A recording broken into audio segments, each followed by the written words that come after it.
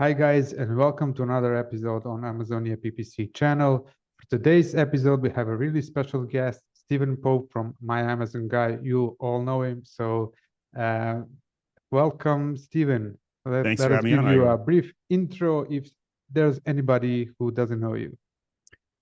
So we manage $1.2 billion in annual revenue on Amazon, basically one out of every 200 transactions in the US market. Over 400 brands. We're the largest independently owned Amazon agency in the world. But I don't think anybody cares about those stats. They just care what PPC hacks I have today. And so that's where I'm going to really hang my hat. Since I no longer have any hair, I have to wear a hat on occasion. Yeah. And you're going to be not too far away from where I am today. Yeah, I'm And close. I'm it's dragging behind. from all those seller support tickets we've had to file, right? Must be that. Must be that. Okay, for this episode, I thought that we can maybe talk about product launches. That's a everlasting subject. So I know how I do it, but I'm really interested to see your perspective on it and share with our audience how you do it. Um, for me, there are two interesting points to that. So the very first product launch for a first product without any brand out there, nobody knows it. And then the second part would be if you can share how you would do it for already established brands. So I don't know, You let's say you you bet. launch a 20th product. Let's dive in. Okay, so most of the PPC answers are conditional based on setting. So we have to make some assumptions to answer these questions. So the first assumption I'm going to make is when somebody's first launching their first product, that their budget is going to be constrained. Usually a first-time Amazon FBA seller, they're side hustling. This is Right. a pipe dream. They are still working full time and they're trying to get something off the ground. And for those people, typically their budget is going to be $10,000 all in, right? That's going Right. to include COGS, that's going to include logistics, and often a very heavy chunk of that 10K is eaten before we get to PPC. And Right. that's like mistake number one, I think new product launch sellers run into is that they blow their entire budget before they have any advertising off the ground. So, you know, we're going to be looking at week one, $2,000, probably best case scenario, like best case Yeah, scenario. absolutely best. Yeah. Yeah. And for most sellers, probably more like $2,000 for the full first month or two, right? They have to really make it pull. So minimum order quantity for a typical, starter product is 1,000 units, but some people are getting away with 200 to 500. So now with those assumptions in place, what would I do with those constraints? First thing I would do is I would set up a bunch of different campaign types, and I would put 80% of my budget behind two campaign types specifically, auto campaigns and broad match. This is going to be something that's going to set me apart from most PPC supposed Right. experts in the space because a lot of them want to dive in a heavy proportion of their budget into exact match really early on. And I'm only leaving 20% for that.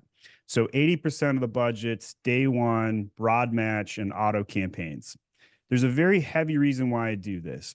So I launched a mom box 3 years ago, and it was, basically 30 days before Mother's Day in the United States. Mhm. And I was able to sell $144,000 in Wow. 30 days. And That's a of lot. that, $11,000 was spent on PPC. So I spent 11K month one on a product launch, generated 144K. Now, what's going to surprise most people is that I spent $8,000 of that 11K specifically on broad match. and it I was like that. one single keyword, broad match, gifts for mom. Now, obviously, I had the seasonality and the fact that it spikes like 1 million impressions going into Mother's Day, and there's a lot of reasons why I did it the way I did it, and this is easily replicatable.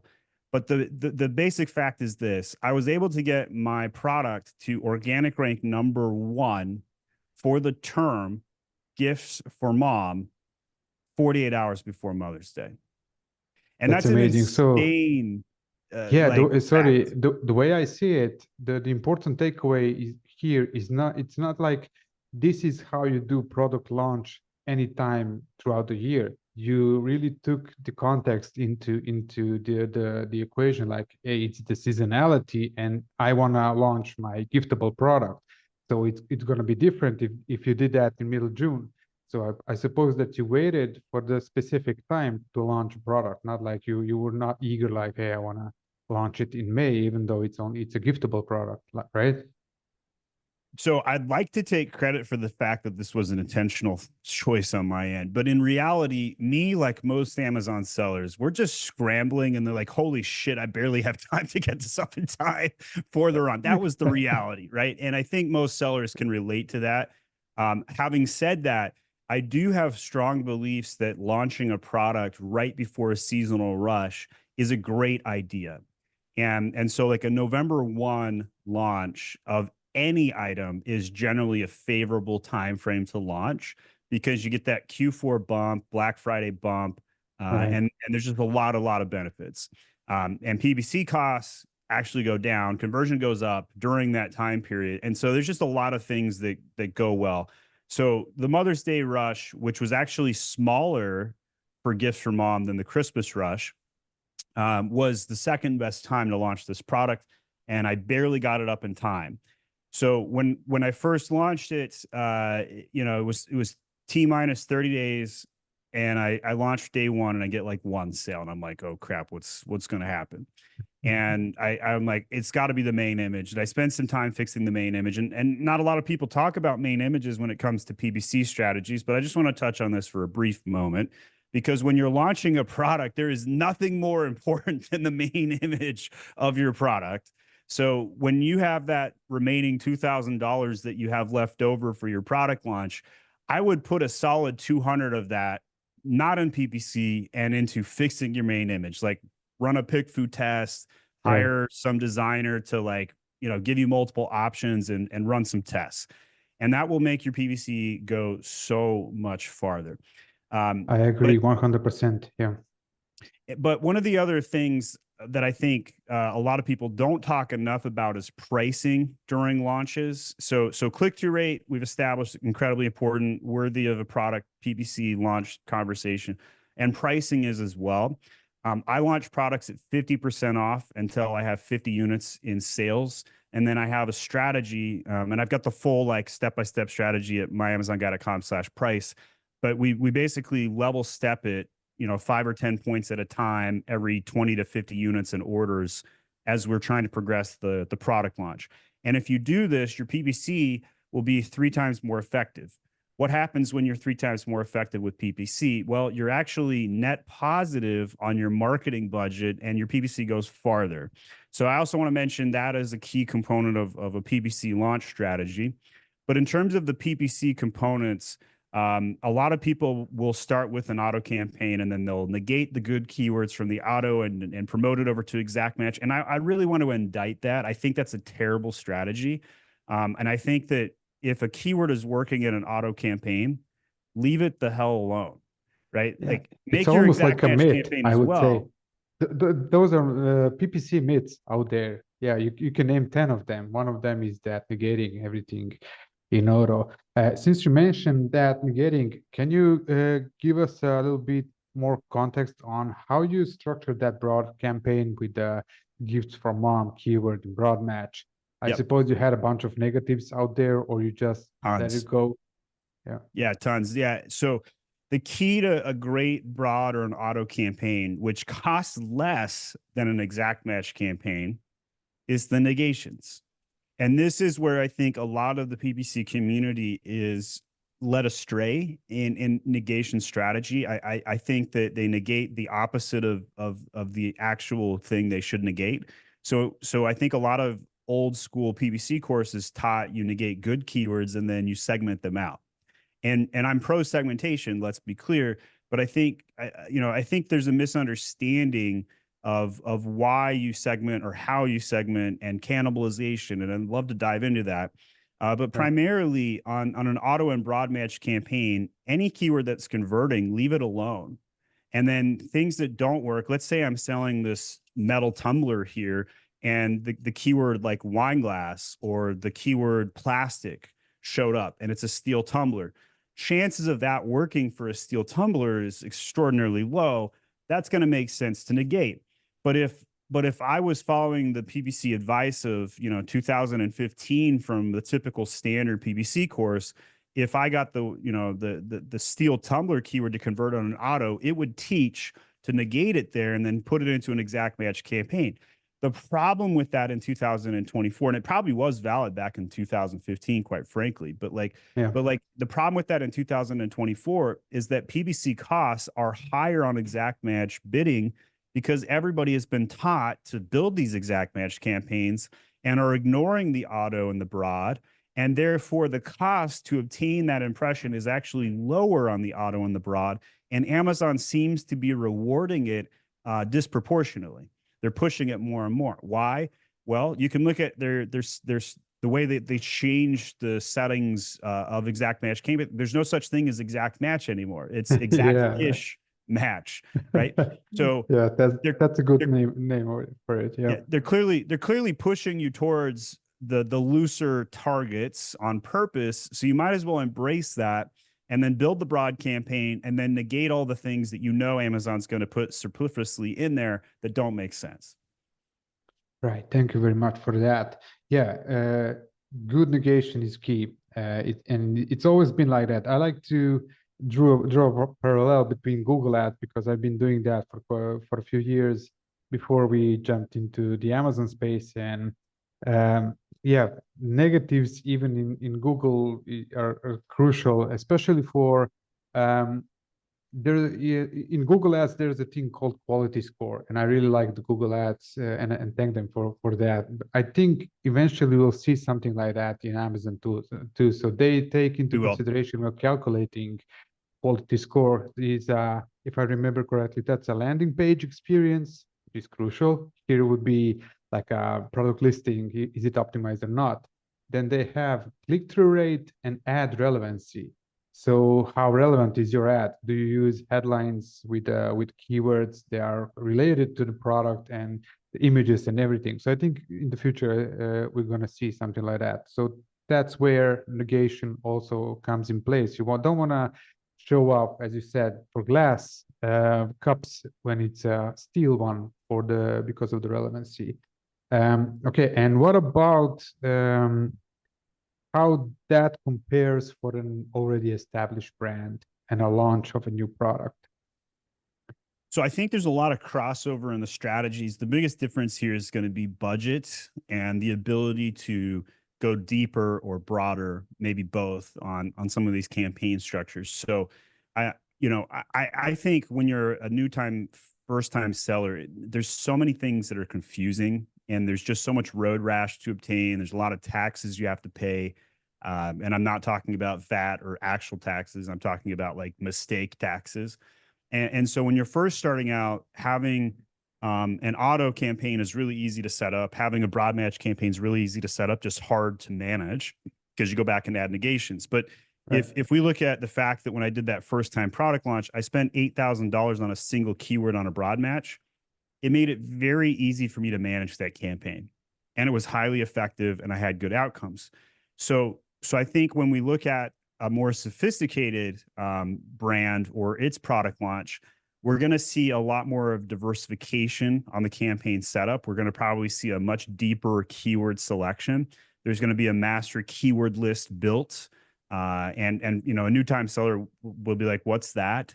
And an old time seller would be like, well, that's, just the most critical thing you need ever to set up your listing. Right. And we call it an MKL. And so I think somebody like that will have probably 50 to 150 keywords that they're going to hit day one. Whereas a new product, new brand will be hitting like 5 or less. And there's nothing wrong with either of these strategies. It's a budget question. Because right. If you're going to put $8,000 on the keyword gifts for mom, you don't need to set up 17 different campaigns. But with an established product, you want to go deeper and broader. And so here's a few ways you could do that and also one mistake to avoid. You're going to make lots of different campaigns. You're going to probably have exact match campaigns set up day one because you're going to have that master keyword list. But one of the mistakes that I see is that sometimes people will build a campaign with too many keywords in it. And this is what causes keyword cannibalization. Yeah. So So fun fact, you can have the same keyword on multiple campaigns. That's not cannibalizing your bids. But if you have 50 keywords on the same campaign, what happens? 80% of your impressions go to 5 keywords. Therefore, those 5 keywords are cannibalizing the other 45. And so those 45 keywords could have been really good for you had they been segmented out. One way you could do this to segment them out is to have groupings of related keywords. So you might have 5 keywords related to gifts using the same gift mom box strategy. And then another 5 keywords could be about the lotion and the raspberry scent gift or one of the individual products and segment it out that way because it's a mom box and there's lots of different things in it. And another one could be about a totally different strategy. And maybe it's all, scent related, or it's all, the fact that it's an age related campaign with 5 different, gifts for age 50 to 55 or something like that. And by doing this, those keywords won't cannibalize each other and they'll have more room to breathe. And we could throw in some other, common belief sets like don't mix broad and auto or broad and phrase and exact match all in the same campaign. I'm a little looser on that. I mean, generally speaking, I try not to mix them, but if I accidentally do it, I'll probably leave it alone. And I also if it works, then don't touch it, right? Yeah. Once something is working, don't screw it up, right? Like the money you've spent to get a working campaign, leave it alone, right? Don't go back and negate the good keyword on the auto and the broad. I'll say that 3 times on this podcast because I feel so firm about it. It's like an investment in the algorithm, in Yes. the historical data. So if you cancel that, you cancel the investment and you start over. One of the questions I'll get every few months is like, hey, my PPC is a mess. Should I start over? And I'll be like, no, don't start over. Get that. Yeah, either hire the PPC expert to come clean it up, or you have to just start making new campaigns, but don't turn off the old ones unless that there's not a single campaign that's working. And in that case, I would be like, okay, maybe start over. But generally speaking, everybody has at least some good campaigns. So segmentation, so let's say I'm taking over a campaign that somebody had put 200 keywords in the same campaign. And by the way, if you looked at how I would have done this 8 years ago, I would have done that, by the way. Why? Because 8 years ago that worked. Yeah. But about 5 years ago, the algo shifted and then keyword cannibalization started happening. And you might even be able to retrace some of my videos where I started talking about like what the heck is happening. It was like June of 2019, I think. And I was like, wow, all of my past campaigns started, my setups started sucking and I don't know what's going on. And then I realized, sometime later that it was because the keywords were getting cannibalized now because you can't spray and pray. You can't shotgun it anymore. Right. So you have to be more sophisticated in the segmentation, and 5 keyword cap is a general good, loose, best rule I would suggest for most people. Okay. And for this scenario for established brand, how would you go and decide how aggressive you would like to be and how high you would go with bidding? If, for example, if we take an exact match for the keywords that you want to rank for, how do you decide how aggressive you want to go? And for example, if a client has goal to reach top 5, is there anything that you can share about that? How you do it? I think slot 3 in PPC is probably the most ideal location to be for optimal ACoS results. I think position 1 is overpaying, and I think position 2 is just slightly overpaying, but position 3 seems to be a really good place to be. So sometimes you can make a qualified guess based on the data, like what it's going to cost to be in position 1. And then make an educated guess. Okay, what's it going to cost to be in position 3? Place your bid and see what happens. But this is a budget question that will depend on how aggressive you want to go. Now, if we're selling a supplement, then we know by default our bids are going to be $3 to $5 a piece. That we're going to be upside down for the first 90 days minimum, sometimes even as long as a year. And we're going for a lifetime order value, repeat customers, subscribe and save, yada, yada. Right. and thousands of sellers pick supplements because it's really freaking easy to source and it's easy to launch, and the branding and all that stuff doesn't really have much of an impact. Yeah. So that's why there's so many supplement brands, and it's a high margin product generally speaking. But when you first launch, the PPC is exorbitant and very difficult. And for an average product launch in home goods, you might need less than $10,000 to be, comfortably successful. In supplements, you might need more like 20,000 with 10,000 just Yeah. dedicated on the Just PPC like alone. that. Yeah, Yeah. just to be comfortable. Right. So that would be like structurally speaking how I would think about some of that. But there's also other campaign types. I think sponsored brands on a brand that's more known make a lot more sense. It's higher up in the funnel, and I think that people who invest in video are going to have a huge advantage because people are lazy. Sellers are lazy. They don't make good videos, or they don't even show up and make video at all. And there's just way less competition to load a video to Amazon and get clicks. And sometimes I'll see an exact match bid for sponsored products be $3 or $5, but for video be like 80 cents. And Yeah, because there's no competition, right? that's a head turner. That's like, wow, you could structurally speaking make your PPC budget go 4 or 5 times farther. Yes, it does cost a few $100s, maybe a couple thousand to build your video out. But like at my Amazon guy, I have 8 video editors on staff to make video content. We've really made an investment here, and we see it pay big dividends. And so I highly recommend video. We see TikTok, really shooting up. If you have a TikTok product and don't have videos, I think you're crazy, right? Like if you're selling a clothing fashion item and you don't have a TikTok video, like what are you smoking? If there are hundreds of influencers out there hawking your competitors' products, you have a TikTokable product, you have a video type product. You could also even look at it from like an old school, like 1990s view and be like, you got a Billy Mays product, you got a ShamWow product, you got a product that you can, wax on, wax off and show and tell it and as seen on TV. So for those people, I think people are sleeping on video ads. Amazon TV is now sponsoring video content as well. I mean, if they give us the ability to target a specific show, let's say you're selling Lord of the Rings memorabilia and you can hit the new Lord of the Rings, Rings of Power series. We won't mention how boring that episode was, but the fact is that like you could make your video show up in this content and just get exuberant, awesome orders and stuff like that. So I think video content's a big thing people are sleeping on. We have the influencers program inside of Seller Central for select sellers at this point. It's been in beta for way too long, but it should be, it's like 2 years or something. But we're seeing it roll out more and more, and those are just opportunities for everybody. Yeah, I like the word that you said, TikTokable product. That should be branded. Yeah.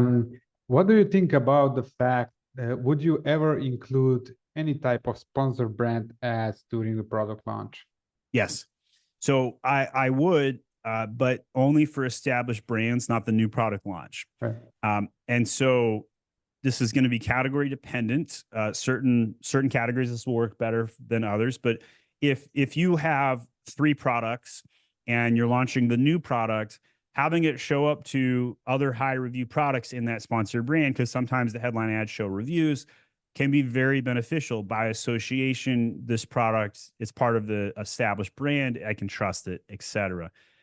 So I think those are good opportunities. Yeah, the reason I ask is, sorry to interrupt. The reason I ask because people are keep saying like, hey, sponsored product type of ads is what influences the rank, and you don't waste your money on sponsored brands. So that's the context why I ask. So yeah, it's not only about ranking, it's about exposure and promotion and sales velocity too. Can you enable screen share real quick? I want to showcase something because I'm looking at a brand headline ad right now that's got video in it, and we're going to see more of that. So I'm going to show up the screen share here for those that are watching the video. So I just typed in like artisan soap. I even misspelled it. And I'm actually triggering knives for some reason, cleaning knives, I think, or brushes. I'm not even sure. this point. Yeah. But that brings up another point. Like if somebody can't understand what they're looking at in 3 seconds, your PPC costs are going to be higher than the average Joe. So just, caution on that. Adding a keyword like cleaner brush would have solved this problem. Because even watching the video, I was like, is that a knife? It's not. Yeah, I thought it's a knife. Yeah. Yeah. So would I build a sponsored brand headline ad with a video with an unclear product and hit the wrong keywords? No, I wouldn't do something like that. Why would anybody type in artisan soap and buy that product? They wouldn't. But when we look at like what other people are looking for, and we can see the sponsored products, and yes, I agree with you, the data does semi indicate sponsored brand is pretty weak on SEO influence, but which that doesn't make sense. Like I don't understand why Amazon wouldn't weight it better. But sponsored product does seem to be, where it's at. Right. But in the search term, we've got 2 video ads triggered so far from 2 different partners. One video was bad. This video is a little bit weaker. But I think that sponsored brands, which includes video ads, is incredibly helpful and important to do. And sometimes when we scroll down enough, we'll see a 3rd video ad, and it's actually the same ad twice. And so if you see the same ad twice, and this one even has a 2-star review average, ironically, that chances are the bid to get that video ad up is pretty reasonable. So we saw the top ad was triggered for an unrelated product, which means they're hitting this via broad match. And so if we had an artisan soap video ad, we would be getting probably less than 75-cent clicks on this exact term, just guessing, right? Just by what we see here, the competition perfectly is makes so sense. weak. Yeah. So we've established the video's good, sponsored brand's good, display. Once you get into like that 30,000 a month budget, that's when I start looking at display. I have had one-off unicorn campaigns in display that do very, very well. But they're typically like just unicorn campaigns I can't replicate to other products. So one time I was selling a wine glass. I'm not drinking alone. I'm social distancing. And then I hit the category term wine glass with a display ad and had 45-cent clicks 3 years ago, which, was less than 50% of the normal bids. So there's a lot of opportunity for that. But if you look at the search results and we counted up like how many ads there are. So depending on how you want to calculate this ad, you could count this as 1, or you could count it as 3 because there's 3 products, there's 3 or whatever. There's another +4 from that row there. Then we get like 2 rows of organic, or not even 2 rows, just 5 products of organic, followed by another ad. Then we scroll down, 4 more ads. So the reason why I like showcasing this, there's another 2 ads there. There's more than 50% ads now taking up the organic page 1.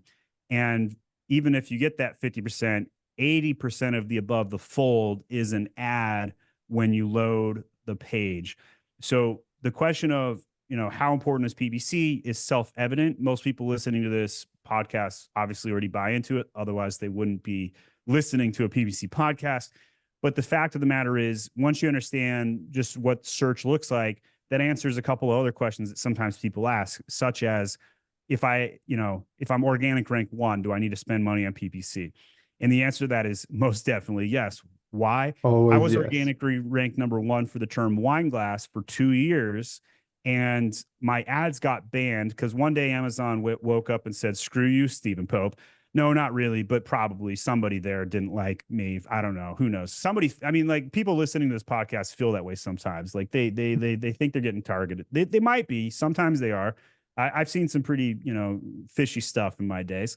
But anyway, so Amazon one day banned the word drinking from ads, and my wine glass had the term drinking on it. And so I was organic number 1 for the term wine glass. Within 3 days, I was in slot 44, and I never recovered. I've seen that. Yeah. Without ads, you cannot be in the top 5 organic positions in 90% of the categories. So you do have to have ads to be organically ranked. And if you are organically ranked and you have a PPC ad, congratulations. Now you have twice as many clicks.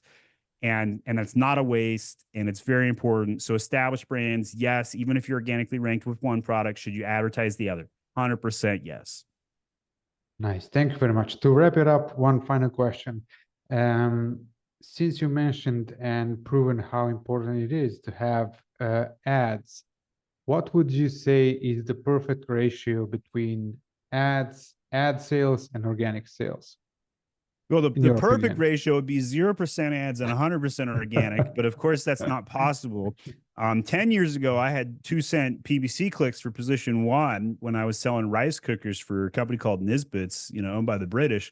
But that's just not possible anymore. And so realistically speaking, in 2024, some ratio between 40-60, 50-50, or 60-40 is pretty realistic for most brands in 2024. And so having an ACOS that you can manage that margin with that sort of heavy PPC driven sales is incredibly important. But even if 60% of your product's sales are driven by ads, you're still beating the fact that the search results are driving 80% of the clicks to ads today. And so you're actually beating the average, if you think about it, like beating the consumer at the click level. So if you do some of the things that we talked about on the podcast today, you get your main image right, you price it right when you're first launching, and you structurally don't overbid on exact match, and you rely upon auto and broad, your budget's going to go a lot farther. Other advanced techniques we didn't even get to, day parting and other more sophisticated strategies that may or may not make sense. But at the end of the day, I think brands have to spend time focused on PPC. They have to put a sizable budget behind it, and a tacos of somewhere between 11 and 15% is pretty standard these days, in my opinion. Yeah, I agree with that. I'm seeing in a range of 15 to 25 is on average what I see in our cans. So Depending of on the the context, depending on the category. Yeah. Of the 1.1 billion that we, or 1.2 billion that we run at My Amazon Guy, we're averaging a 9% tacos all in. But that takes into account some, well-established brands that have omni-channel approach and stuff like that. A digital native brand that's just starting out year one wouldn't be unheard of to be in that 25% tacos range. But year two, I would hope, closer to 15 if possible. Right. Okay. Give us just a short info. If somebody wants to contact you, what's the best place for that? So I hang out on LinkedIn every day. If you DM me, I'll personally read it and respond most likely. And YouTube, I've put out 2,200 videos of content, probably 100 on PPC alone. If you want to hear some other PPC tips that I teach my own team, and I have about 60 people that do PPC full time at MAG, go to myamazonguy.com/PPC. We'll give out you some more free tips and you guys can check it out. So thanks for having me on, Igor. I appreciate it. It was a pleasure, Steven. Bye-bye. Thank you.